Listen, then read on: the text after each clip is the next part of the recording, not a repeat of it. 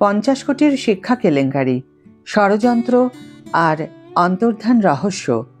টিজারেই কৌতূহলের পারদ চড়ালো কর্পূর। Hi everyone, welcome back to my channel Anjana entertainer. বন্ধুরা, তোমাদের সকলকে আমার এই ছোট্ট ইউটিউব চ্যানেলে স্বাগত জানাই। 9-এর দশকে কর্পূরের মতো উবে যাওয়া কলকাতা বিশ্ববিদ্যালয়ের সহকারী পরীক্ষা নিয়ামকের অন্তর্ধান রহস্যের সমাধান কি হবে? উত্তর মিলবে আগামী মার্চে। অরিন্দম শীল পরিচালিত কর্পূর ছবি ঘোষণার পর থেকেই উন্মাদনার পারদ চড়েছিল।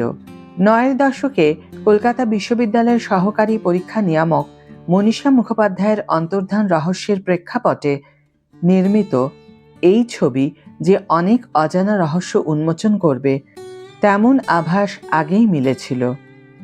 সোমবার রহস্য রোমাঞ্চের মোড়কে প্রকাশে এলো কর্পূরের পয়লা টিজার, যেখানে কোটি টাকার শিক্ষা দুর্নীতি নিয়ে রাজনৈতিক ষড়যন্ত্রে মৌসুমী নামে বিশ্ববিদ্যালয়ের এক পরীক্ষা নিয়ামকের আচমকা উবে যাওয়ার ঘটনার ঝলক ফুটে উঠল। কলকাতা বিশ্ববিদ্যালয়ের পরীক্ষা নিয়ামক মনীষা মুখোপাধ্যায়ের চরিত্রের নাম এখানে মৌসুমী সেন। সংশ্লিষ্ট চরিত্রে পয়লা ঝলকে নজর কাড়লেন ঋতুপর্ণা সেনগুপ্ত। 50 কোটি টাকার শিক্ষা দুর্নীতির অভিযোগে কিভাবে মনীষা উবে গেলেন রাতারাতি? তিনি কি সিস্টেমের ষড়যন্ত্রের শিকার, নাকি মান বাঁচাতে নিজেই সরে গিয়েছেন? এহেন প্রশ্ন তুলেই সোমবার মুক্তি পেল অরিন্দম শীলের কর্পূর ছবির টিজার। ঝলকে মন্ত্রীর ভূমিকায় নজর কাড়লেন সাহেব চট্টোপাধ্যায়। বাম নেতার চরিত্রে অনবদ্য কুণাল ঘোষ। প্রায় 1 মিনিটের টিজারে নজর কাড়ল নেতা অভিনেতার সাবলীল অভিনয়।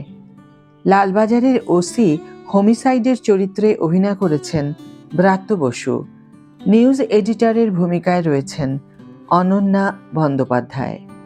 সাংবাদিকদের ভূমিকায় দেখা গেল অর্পণ ঘোষাল এবং লহমা ভট্টাচার্যকে। মৌসুমী সেনের মায়ের ভূমিকায় রুমকি চট্টোপাধ্যায়। এছাড়া সন্দীপ ভট্টাচার্য, সঞ্জীব সরকার প্রমুখ রয়েছেন। টিজারেই নির্মাতারা বুঝিয়ে দিলেন 2 দশক বাদে ফিরছে ধামাচাপা পড়া এক সত্য ঘটনা। কর্পূরের মতো উবে যাওয়া মৌসুমীর অন্তর্ধান রহস্যের সমাধান তাহলে কি হবে? উত্তর মিলবে আগামী মার্চে। কলকাতা বিশ্ববিদ্যালয়ের প্রাক্তন সহকারী পরীক্ষা নিয়ামক 1997 সালে হঠাৎই রহস্যজনকভাবে নিখোঁজ হয়ে গিয়েছিলেন। তার বাড়ি না ফেরার হদিশ আজ পর্যন্ত পাওয়া যায়নি, যার নানা রকম থিওরি, রাজনৈতিক যোগ আছে।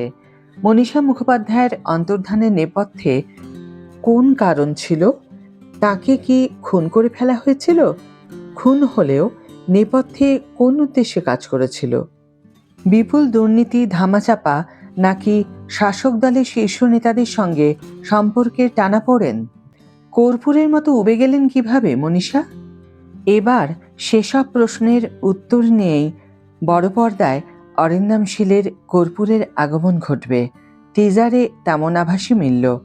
ফ্রেন্ডস কমিউনিকেশন এবং কাহাক স্টুডিওস প্রযোজিত কর্পূর বড় পর্দায় মুক্তি পাবে আগামী 19শে মার্চ।